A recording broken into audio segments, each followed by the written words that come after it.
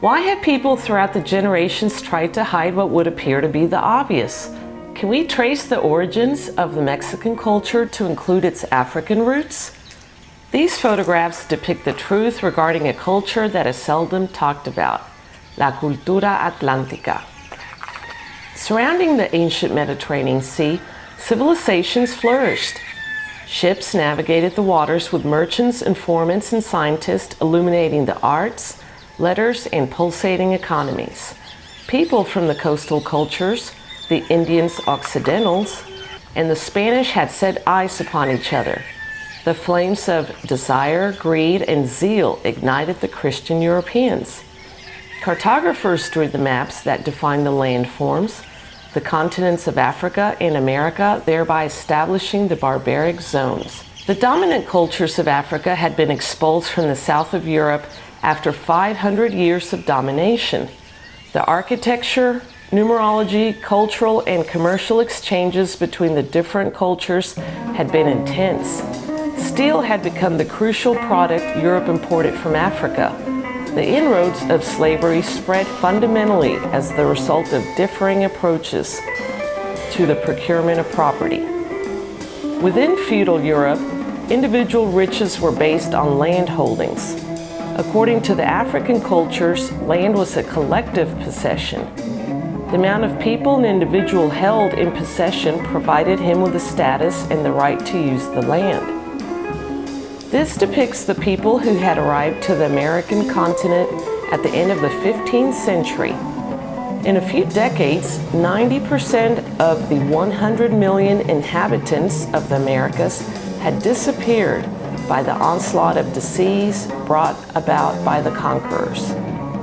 In addition, the inhabitants suffered from forced work, executions, and the seizure of land and belongings. The American Indians were the only civilization where those that arrived and conquered never left. Ironically, Americans today are those that originally conquered. Hernán Cortés arrived on the Santo Domingo Island in 1504. In 1511, he participated in Cuba's conquest and stayed in this island until 1518. Juan de Grijalva, the head of the third expedition, also arrived in Cuba with the good news of wealth found in the continent. Upon hearing the reports, Cortés decided to go to explore the land that is now Mexico. He arrived in 1519, and by 1523, Cortés had become the general captain of New Spain. He had initiated the conquest with 600 Spaniards, 200 Cuban natives, black slaves, horses, an armament of 11 cannons, some muskets, and savage dogs. How was that possible? In what is now contemporary Mexico, distinct groups in various stages of civilization coexisted surrounding important centers of hegemonic power. The most powerful, the Aztec Empire, had military and economic control over a large part of the territory. They ruled with an iron hand. The Mayan, the Purépecha, the Otomís, the Mixtecos, the Tlaxcaltecas, and various other cultural centers of power lived in the area, paying tribute and combating domination. By means of an efficient army, the Aztec exerted control and demanded a tribute in exchange for protection. Payments were picked up by military representatives, strategically distributed throughout the confines of the empire. By paying tribute, the people struggled to avoid subjugation by any means possible. Cortés and his group, members of the Atlantic diaspora, came from the diverse ancient cultures, bringing with them their philosophies, religions, different races, and innumerable legends and stories. Out of this synthesis, a new legend was birthed that explains the beginning of the country of Mexico and the origin of the Atlantic culture in this continent. Cortés landed in an area that maintained strong Mayan influence. He tried to connect with diverse groups but was confronted with resistance. After many skirmishes and failed intents, he arrived and stayed for 1 month at the mouth of a large river and nautical refuge known today as the mouth of the Grijalva River. A detailed description cannot be found that explains why he, with his flotilla, stayed in such a hot and inhospitable place for such a long time. We do know this region was inhabited by a Chontal nation, and its members, the Itzais, were people who inhabited Chichen Itza, a people of great Mayan and Toltec influence. This was a territory of Potonchan, under the control of the cacique Tascob. This region cultivated the cacao, an important commodity, if not the most important.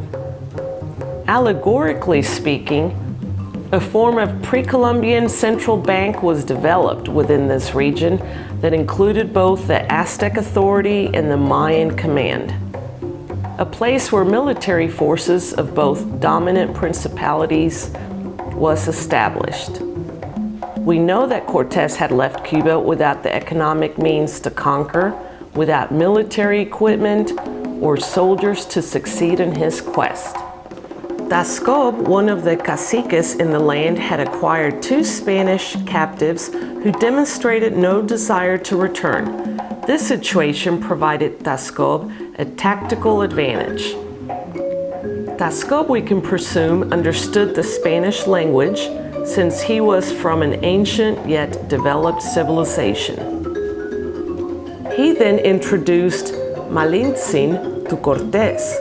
She had learned Spanish over the years as the 2 captives were assimilated into her community. Malintzin, a pivotal person at the time, forged the arrangements that aligned the armies of Tlaxcalteca and the other nations who were currently subjugated by the Aztecs. In all the battles against the Aztec army, it was Malintzin that led the advance to Tenochtitlan, strategically encircled the capital, and secured defeat. It is therefore noted that the Atlantic culture, as are all cultures, was initiated by the woman, the Malintzin, better known as the Malinche. She was the commander of the liberation forces who carried out the military war strategies of Tascob. Tascob used signs of the legend, the return of Quetzalcoatl, to name Cortés the long-awaited god. These tactics would free the people from the Aztec yoke. This liberation instigated slavery, treason, and the annihilation of the Indians. As Fray Bartolomé de las Casas said, Oh, who will be able to understand one of the 100 parts of afflictions and calamities that these innocent people suffered from the disgrace of the Spanish? God, make this understandable to the people who have to resolve it. Santiago to them. They began with their naked spades to open these naked and delicate bodies and spill their generous blood. Guillermo Bonfil quoted in his book, Deep Mexico, the conquest was violent invasion. The violence, bloody and brutal, was not an initial episode. It has been a permanent sign of the relationship with the Indian people from the 16th century until present. The mortality of the Indian people during the first century of the colony provoked the demographic catastrophe most brutal known in history. The specialist S.F. Cook and W. Bora arrived to estimate the Indian population in central Mexico. In 1519, 25.3 million Indians. In 1523, there were 16.8 million. By 1548, 2.6 million, In 1595, only 1.3 million. By 1605, only 1 million remained. In the Valley of Mexico, the population was reduced from 3 million in 1519 to only 70,000 Indians in the middle of the 17th century. To the violence created by war were added other forms of violence, culminating in the reality of an inconceivable genocide. Having established this premise, we can continue with the story of the Atlantic culture. We know the initial enslavement of the Indians and the arrival of African slaves to New Spain generated the driving forces of industry in such areas as cotton, agriculture, mining, and sugarcane refining. During this industrial age in the 17th century, the biggest population of Africans in America resided in New Spain. Historically, Indians, with the exception of the nobles and their accepted families, were forbidden to ride horses. We can deduct all the working cowboys were slaves or liberated blacks. In the 18th century, the legal entrance of slaves to New Spain was forbidden. But the pirates at Isla del Carmen, some slave traders, negros, continued trafficking slaves illegally. For 100 years, they controlled this island and the sea surrounding Isla del Carmen. The term mestizaje was distinguished as the union of racial groups, Indian and European, African and Indian, or African and European. It was accepted as a convenient system by the majority of colonial people who began to emerge from slavery and struggled for liberty and human rights. This chapter of our story captures the intent that gives control to the mestizaje of African, Indian, and European, categorized by blood, hence the creation of the caste system. Specific rights and characteristics determined by bloodlines were codified into 16 castes. It has been confirmed that the black people intermarried for reasons of social escalation in order to obtain freedom and the right to private property. We know the Indian population never returned to the levels recorded before 1520.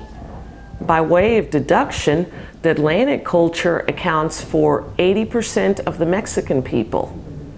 All of those who remain, the original Indians, the Europeans, the Oriental, the Hindus, Sephardic Jews, the Chinese, and Arabic people, account for a mere 20% of the Mexican population. I would like to finish this analysis by creating a deep awareness of African roots in Mexico because traditionally the subject has been either diminished or denied. For purposes of comparison, look at the nations with segregationist traditions. The rebel and libertarian traditions of the African of New Spain had been constant and effective. The cimarrones of New Spain, or the escape people, dedicated to the guerrilla fight, were a constant menace. The rebel Yanga, who commanded a group of black and Indian rebels in an area within the state of Veracruz, created enormous economic problems for the viceroyalty and exposed the conqueror's lack of military capacity. These acts of rebellion in Costa Chica, in Guerrero, and Oaxaca, and the surrounding areas of Coajinicuilapa in the state of Guerrero, led to the creation of similar independent Afro-Mestizo communities.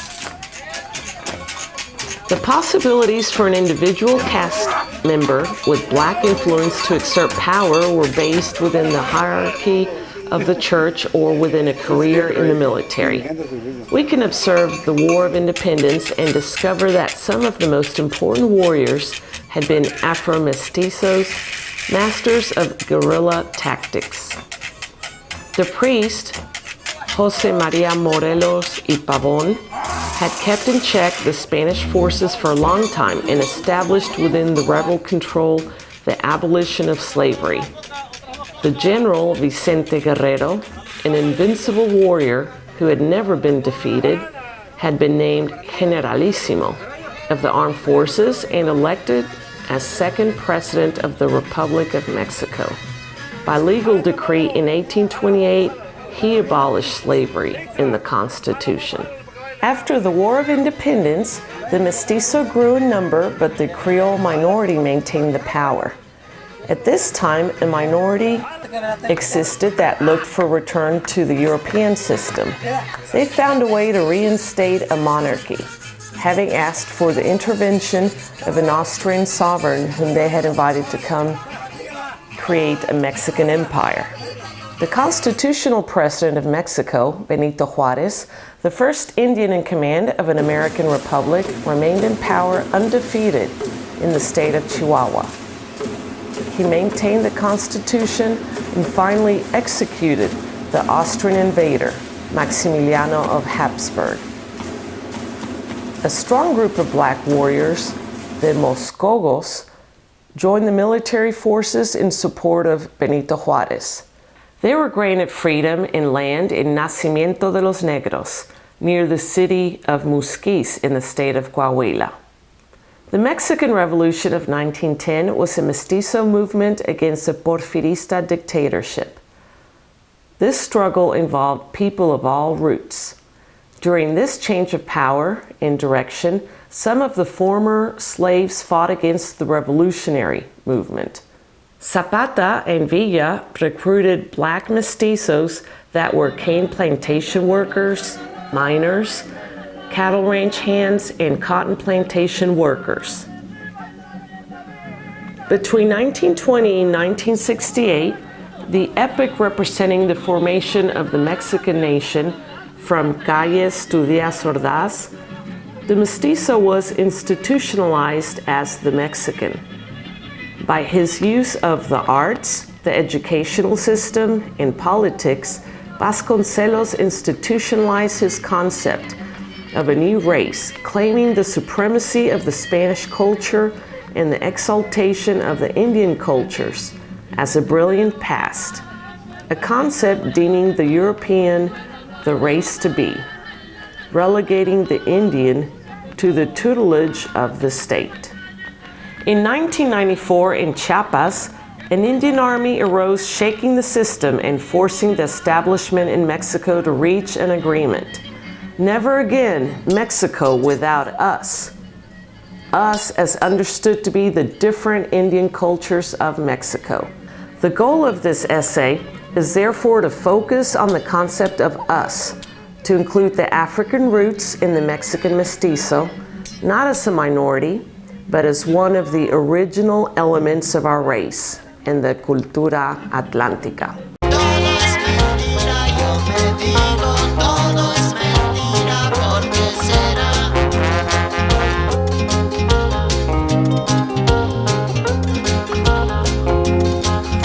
Sueña Antonio con que la tierra que trabaja le pertenece. Sueña que su sudor es pagado por justicia y verdad. Sueña que hay escuelas para curar la ignorancia y medicinas para espantar la muerte. Sueña que su casa se ilumina y su mesa se llena. Sueña que su tierra es y que es razón de su gente gobernar y gobernarse. Sueña que está en paz consigo mismo y con el mundo. Sueña que debe luchar para tener ese sueño. Sueña que debe haber muerto para que haya vida. Sueña Antonio y despierta. Ahora sabe qué hacer. Ve a su mujer en cuclillas atizar el fogón. Oye a su hijo llorar.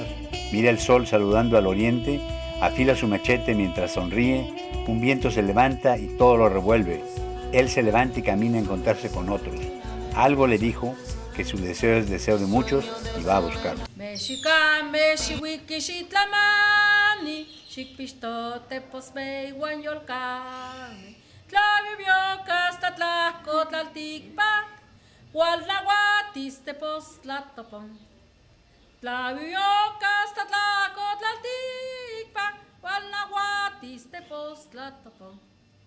Guillagualo, Xihuil, Totlaltic, Tlayol Sewi, Yesel Titzinyetica, Ilhuica, Camoque, Mantimikis, y Caima Piltotioki,